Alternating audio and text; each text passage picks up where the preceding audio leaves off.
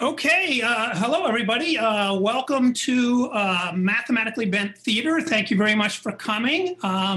This is something that we do at the joint math meetings every year. And so we're doing it again at the joint math meetings. But the good news this year is you don't have to go to the joint math meetings to see the theater. So we're going to put on 5 pieces.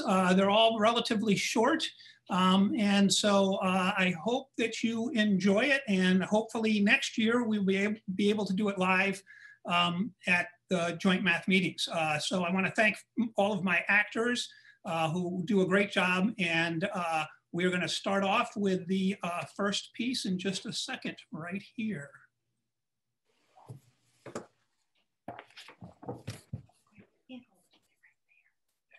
Hello, math. Come in, come in.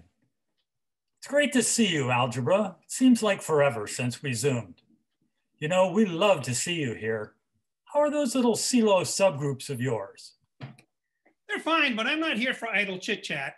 Of course you're not. You're all business all the time. That's what I like about you. I was saying to topology just the other day, that algebra, there's an area that gets things done, and rigorously at that. You know, just between you and me, topology is a little less rigorous, what with all those pictures and everything. Anyway, have a seat. Can I get you something? A set with some interesting defining property, or perhaps an operation? No, I'm good, but let me get to why I'm here. Please do. I'm all ears. Anything we can do to help algebra, well, you know we'll do it. You're very important to us. We want out. What do you mean? Out of the mathematical union. Algebraists took a vote and we want out.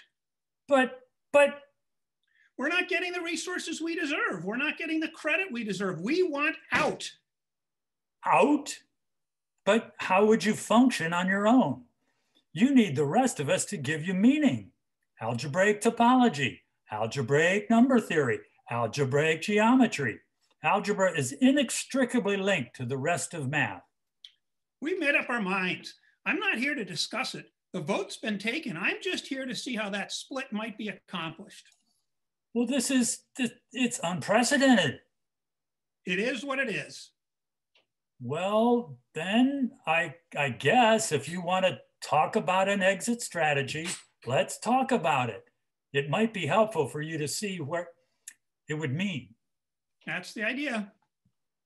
Well, to begin with, just to be clear, if you do this, you do lose algebraic topology, algebraic geometry, and algebraic number theory, among others. That's not fair. You certainly shouldn't get algebraic number theory. I mean, everybody groups algebra with number theory. We even have our own acronym, ANT. ANT is us. Sorry, but as you know, number theory is quite a bit bigger than just its algebraic aspects. As such, it stays with us. All the algebraic fill in the blanks. They stay with us. Well, we're keeping homological algebra. Fine. Nobody wants it anyway. And incidentally, by the way, we keep the primes. What? We need the primes. The primes come straight out of algebra. The primes are universally important, and as such, they do not go to algebra. If you need them, perhaps we can work out a contract to allow you to use them once in a while. And as for the rest of the numbers, we keep all the transcendentals and you get the algebraic numbers. But the algebraic numbers are a set of measures 0. Well, at least you know what the word measure means. I'm impressed. What do you mean by that? And we keep all the imaginary numbers. Oh no, those are as algebraic as they come. The fundamental theorem of algebra is only true if you allow complex solutions. Well, maybe there's some way you could reword it. Something like the number of real zeros of an nth degree polynomial is at most n. But that's almost meaningless. You have to make sacrifices, after all, if you want to divorce the rest of math. Now let's talk about fishing rights.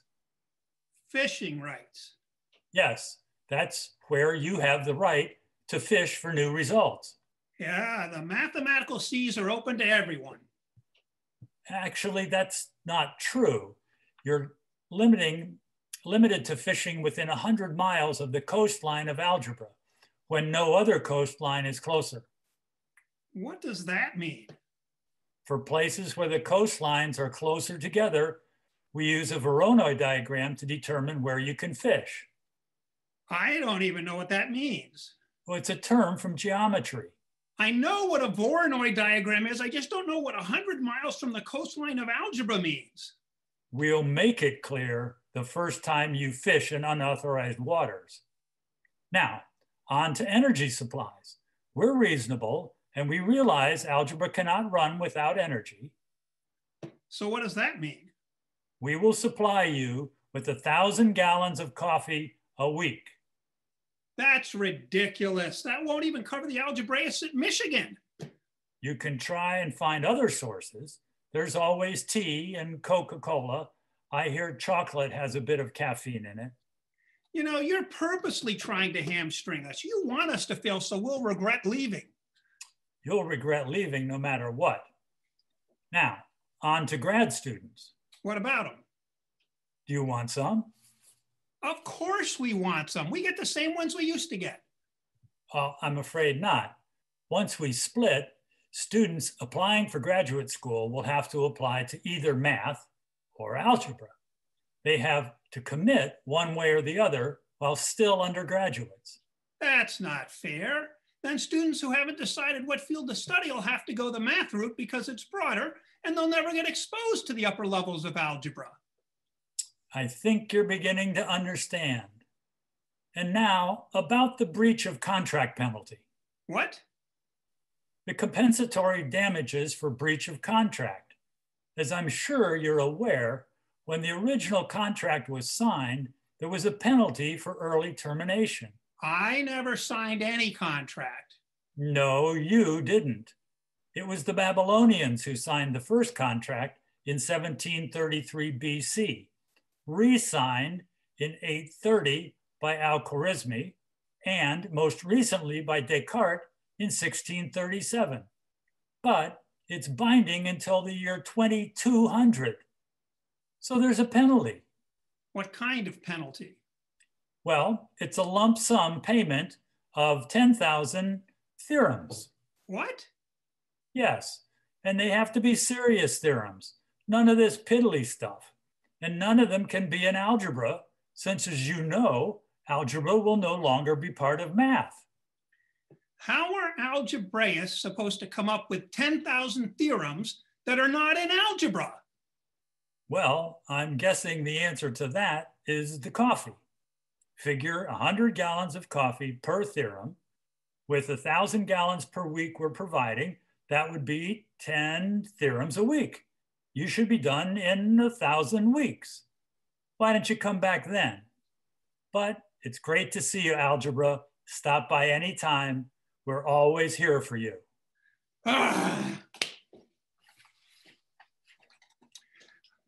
Disclaimer.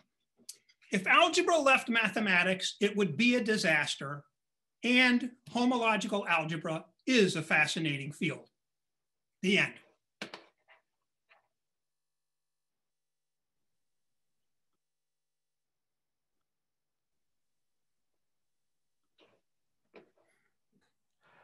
Hello, Mr. Hansen.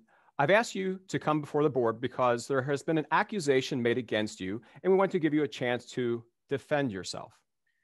Yes, of course. I mean, I don't understand what this is about, but I assure you, I wouldn't intentionally break any of the rules. What is it I've supposedly done? We have reason to believe you've been GUI. GUI? What's GUI? Grading under the influence. I'm confused. What do you mean? We believe that you've been grading while under the influence of mind-altering substances. Seriously? You're kidding, right? Do I look like I'm kidding? Am I smiling? Well, no, you actually look very serious, but this seems silly. I don't use mind-altering substances. Oh, you don't? Well, Then explain this video to us.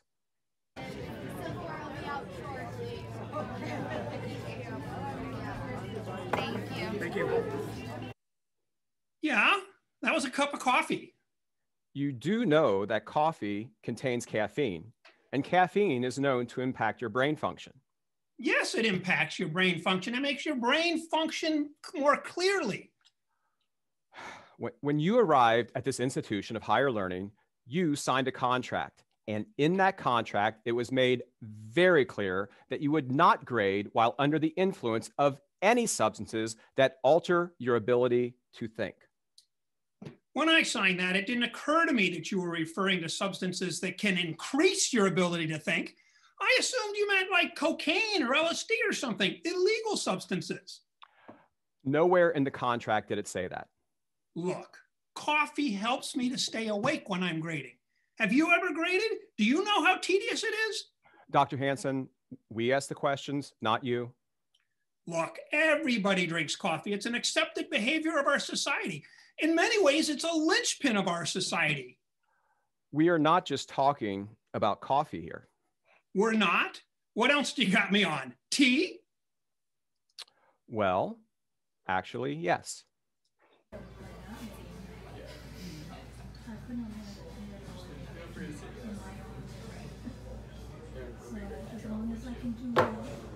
Where are you getting these videos? This is not relevant to discussion. You do realize that tea contains caffeine. Yes, but not all tea contains caffeine. Yes, but your tea does. 100% English breakfast tea. How do you have my tea bag? That's irrelevant. The issue is that you've broken one of the fundamental tenets of this university: no grading under the influence. Look, I didn't know, okay? If you really want me to, I can cut out the caffeine when grading. But just so you know, it'll take me 8 hours to grade what I used to grade in 2. It's not just the caffeine that is the problem. What do you mean?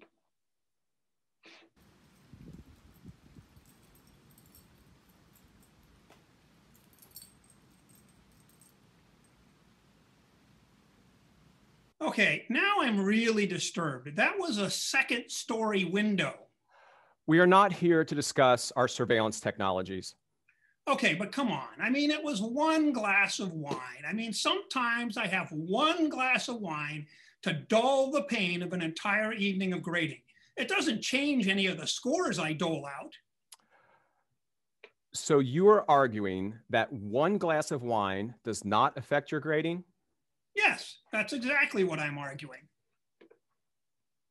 We compared the scores that you gave on this particular homework with the scores from the previous week, when we know that you didn't have wine.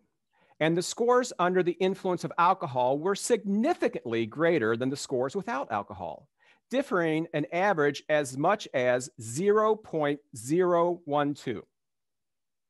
Clearly, you are a happy drunk. Okay, I have a few comments here. First, 0.012 is a minuscule difference. You made your bar graph set up to make it look like it's a big deal when it's not. Second, how do you know that I didn't also drink a glass of wine the previous week when you said that it had a lower number? How do you know that? Okay, roll the clip. Oh boy, that's my mother's house. I was visiting her that weekend. This is getting more and more disturbing. So how do you even know the scores I gave for those 2 homeworks? I mean, the scores are on my computer, and I have to say my password is very clever. Indeed, your password is clever. We had to resort to other means. What do you mean other means? We contacted each student and obtained the scores from them. You what? That's gotta be illegal. What did you tell the students about why you were contacting them? We explained that you were under investigation for grading under the influence. The students were more than happy to help, especially those with low scores. They are very interested in hearing the outcome of this case. This is outrageous. Is it? Is it outrageous as putting the fates of students in the hands of a drug-addled professor who capriciously distributes the grades according to his whims? I don't believe this. I don't capriciously give out the grades. That is ridiculous. Is it? All right. We are ready to grade the final. Here we go. Let's do it. Oh! A few too many B's. Hang on a second. Oh! All right. Let's see how they did. Looks like Jane gets the B. Good for Jane. And Jamal, he's getting the C. Oh, look at that. Poor Jack. He worked so hard all semester, but he's getting the F. Too bad. Mr. Hansen? Well, that was a tough semester. I may have cut a corner or two. This is entirely inappropriate behavior. Yeah, I'm sorry. Yeah. Grading is the prerogative of the instructor. However, we will not tolerate grading under the influence.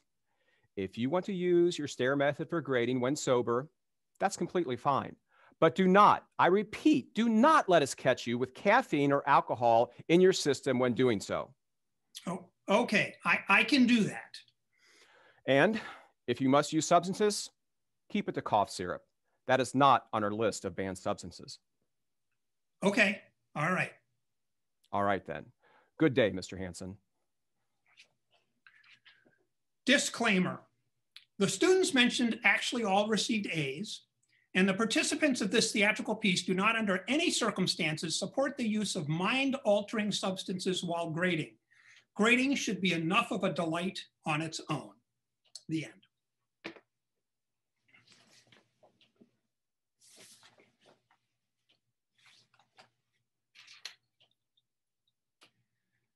The American Mathematical Society announces a hyperbolic 3-manifolds boot camp to take place July 10th through 24th. Graduate students and postdocs interested in learning the background necessary to approach research in the area should apply. The program will be run by Dr. Joseph Axelrod, a leading expert in the field.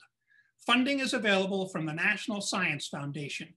Deadline for applications is March 21st.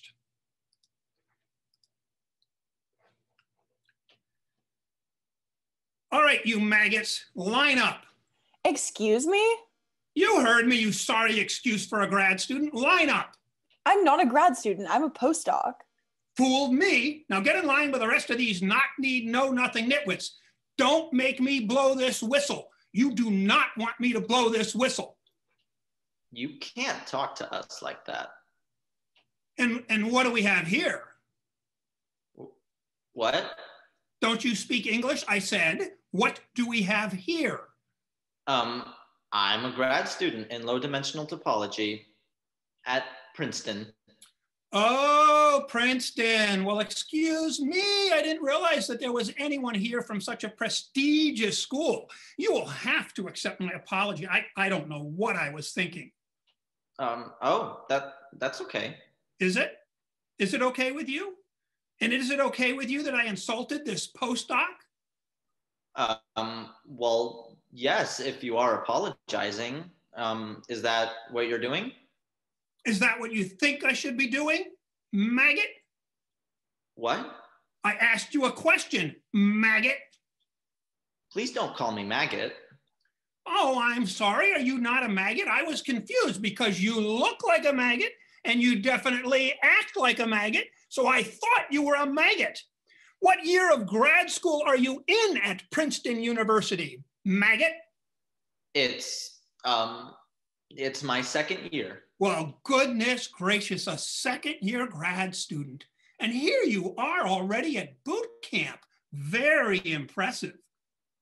Well, I am a bit advanced for a second-year grad student. Really?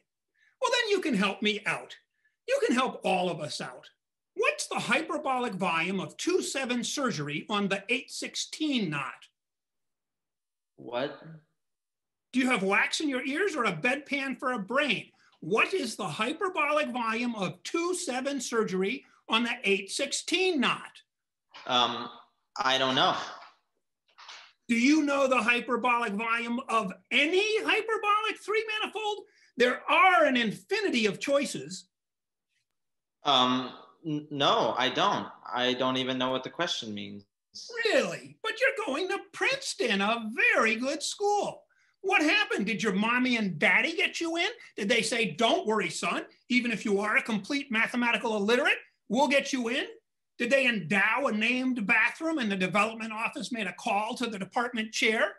Oh, now, is that your lower lip that's quivering? Are you going to cry for us, Mr. Quivery Quiver Lip? Quit picking on him. What kind of math boot camp is this? Oh, so now you're going to stand up for him. Well, what about you? Do you know the hyperbolic volume of any hyperbolic three manifold? Well, the hyperbolic volume of the figure 8 knot complement is approximately 2.0298.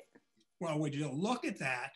A postdoc who actually knows something. What will they think of next? So tell me, Dr. Hotshot Postdoc, this hyperbolic volume of the figure 8 knot complement, is it rational, irrational, transcendental, or algebraic? I don't know. You don't know? But you got my hopes up, Hotshot. You talked a good game, but you don't even know the basic number theoretic properties of that number? It's not her fault. Nobody knows if it's rational, irrational, transcendental, or algebraic. Oh, this should be good. So tell me, Puke, before I virtually rip your forehead off with my teeth, can two different hyperbolic three manifolds have the same volume? Yes, the complements of the 5-2 knot and the -2-3-7 knot have the same volume. Very good. Very good. Do they have the same cusp density? I don't know about cusp density. Ah, what a disappointment. Not so smart after all. Drop and give me 10. What? Drop and give me 10 decompositions of knot complements into ideal tetrahedra. You mean right here on the ground? Yeah, just take a pad of paper and a pencil, drop and give me 10.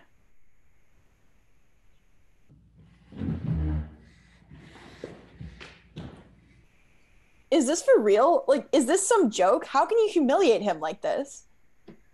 Listen, when you signed up for boot camp, you gave up all your rights.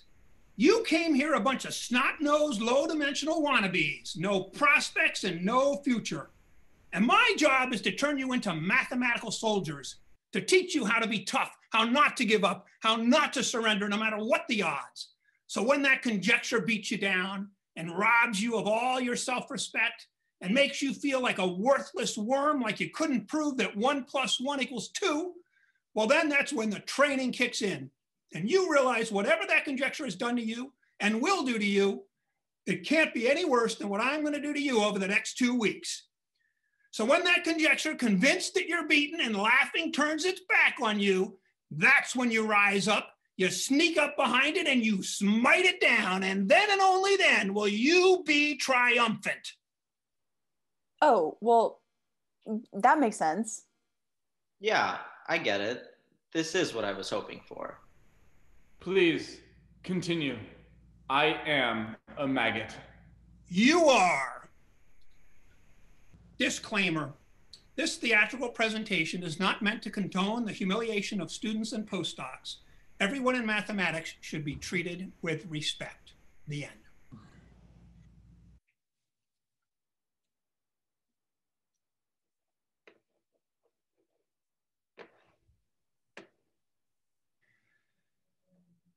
I was on my way home from the joint math meetings in Washington, D.C.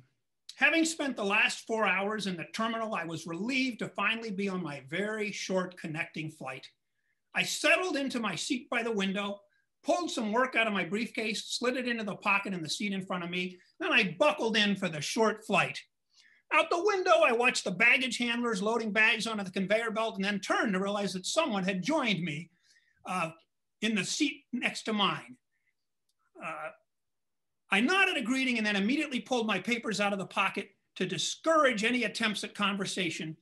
Planes were a good time to work on math with no distractions and no excuses to do anything else. The door to the plane was fastened shut, and then the flight attendants explained the security procedures.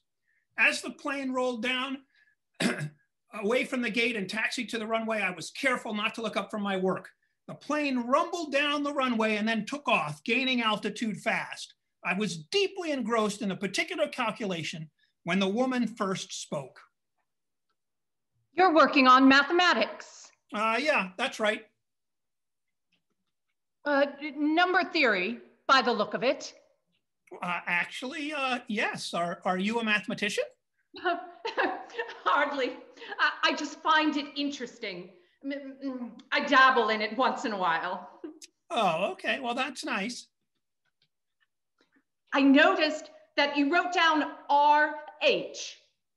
Does that stand for the Riemann hypothesis?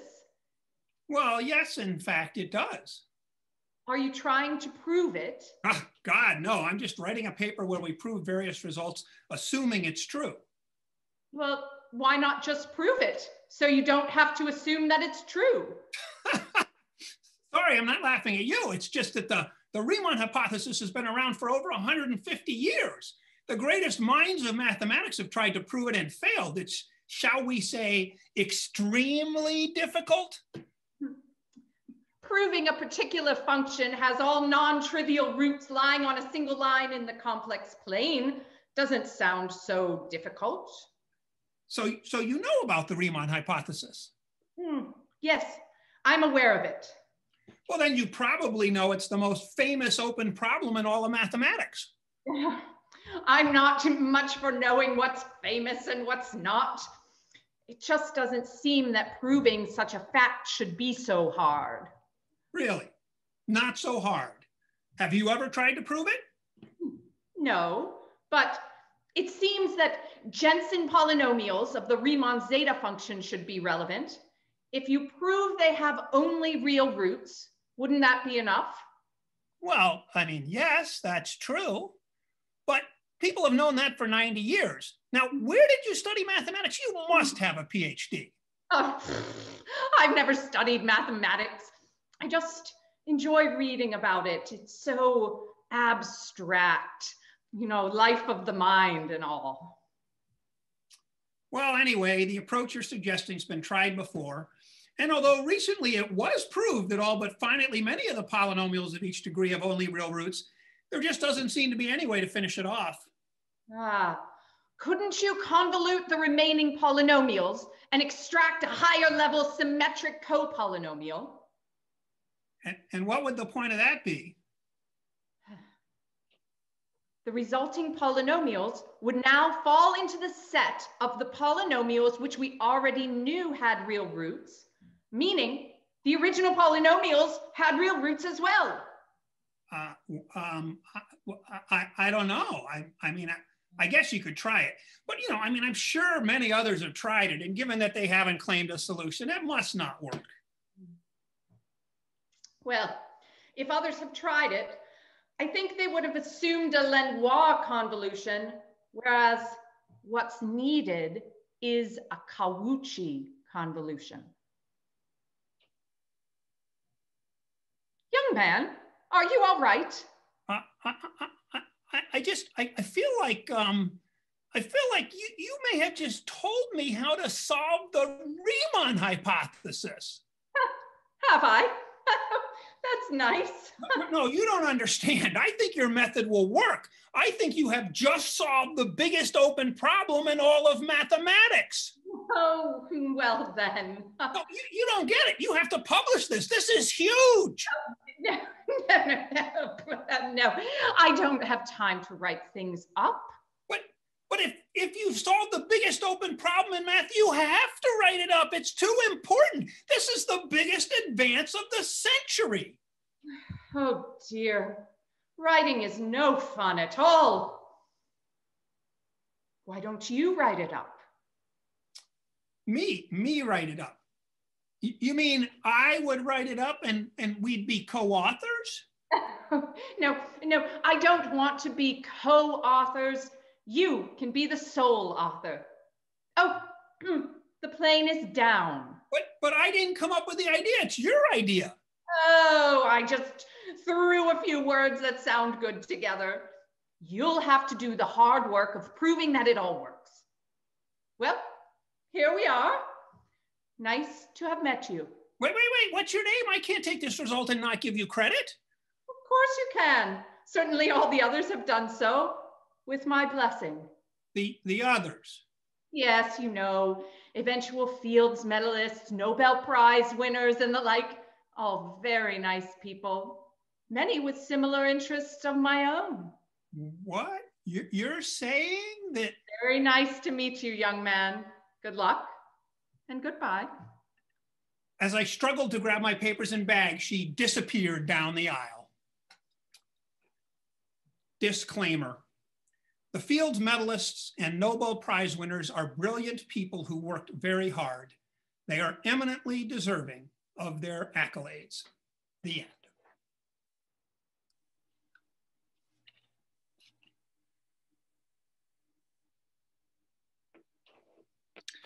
Dear editor, I am writing to vehemently deny the charge that I perpetrated the murder of Évariste Galois.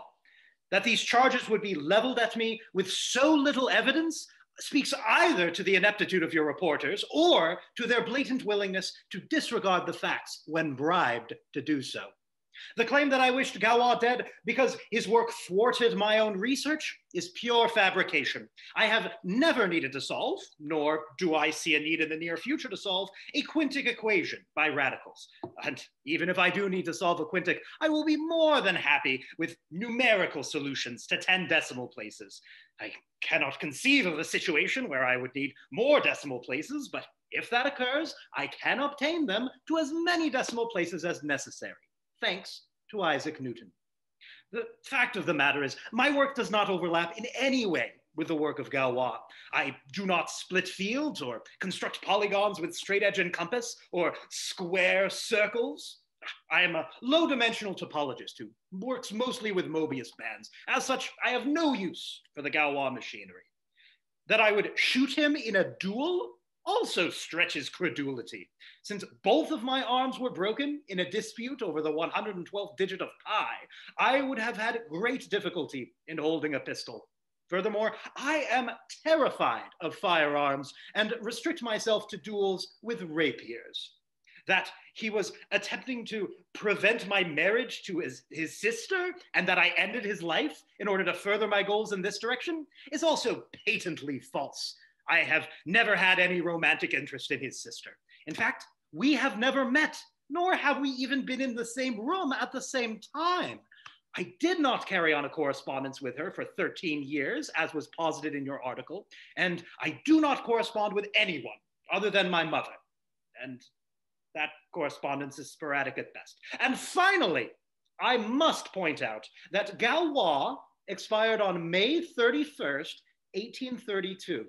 As the enclosed copy of my birth certificate attests, I was born on January 13th, 1973. Hence, there is a 141-year gap between the death of Évariste Galois and my arrival upon this planet. Thus, the possibility of my involvement in his death is unlikely in the extreme. Please post a retraction to your absurd claims, or there will be consequences. Sincerely, Professor Kevin Winkler.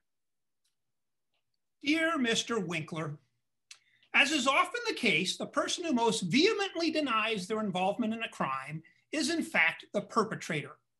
You have chosen to artfully dodge around the most incriminating evidence in this case. First, you are known to be a hothead who regularly kills others in duels, albeit usually with rapiers. By our count, you're up to 12 dead in duels and another 7 killed in bowling accidents. You have strong anti-Galois sentiments, as demonstrated by the fact you are the president and treasurer of the anti-Galois group. Your claim that this organization is anti-the Galois group and not a group of anti-Galois individuals is unconvincing and grammatically suspect. And finally, you did not mention the fact that after Galois' death, there was found in his pocket a note that said, "Kevin Winkler shot me. I don't know how he got here, as he will not be born for 141 years, but it was definitely him." The editor. Dear editor, the intimation that somehow I am in possession of a time machine with which I went back in time and shot Évariste Galois seems not just to be ridiculous, but in fact sublimely ridiculous. I do not own a time machine. Nobody owns a time machine.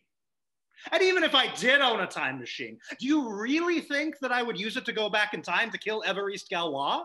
Don't you think I would find better uses for it? I could go back in time and meet Isaac Newton and shake his hand and say, "Thank you so much for your numerical method. Now that is useful, especially if you need to solve a quintic." Or I could go back and visit Georg Friedrich Bernhard Riemann and ask, "Hey, what's with all the names? And by the way, your hypothesis is a doozy." Once again, there is no basis for your accusations. If you do not desist, I will take action. Professor Kevin Winkler. Dear Mr. Winkler, your denials are quickly adding up to an indirect confession. After all, you clearly have put a lot of thought into what you would do with a time machine. Ergo, you have every incentive to try to build one. And once you have, you could visit Riemann to ask about the names, visit Newton to thank him for the method, and knock off Galois. It would be an easy day's work if you had a time machine. Did I mention that they also found a note in Galois' other pocket? It said, "Tell Riemann to watch out." Dear editor, this is seriously ridiculous. Riemann was 6 years old when Galois died. So Galois could not have had a message in his pocket saying to warn Riemann.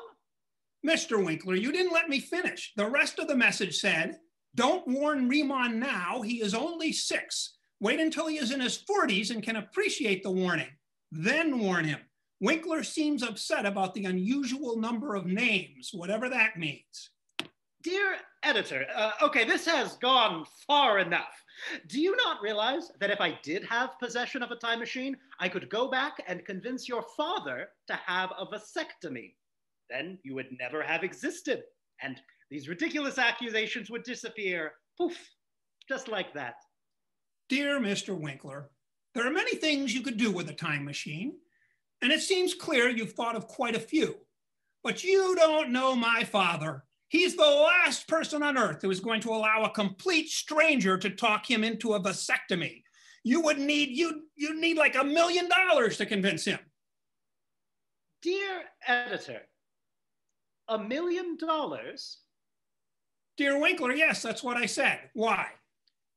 Dear editor, money's not so difficult to come by if you have a time machine. Are you still there? Dear Winkler, yes, I'm still here, but I feel funny. I feel as if my very existence was in question. I feel like I'm melting. My fingers are becoming translucent and I can barely depress the computer keys. And Dear editor, I think we are done here. For all you readers out there, I have made it abundantly clear that I could not possibly be involved with the death of Évariste Galois. In my next letter, I will deal with the unfounded allegations that my most well-known theorem was in fact stolen from Henri Poincaré. Sincerely, Professor Kevin Winkler.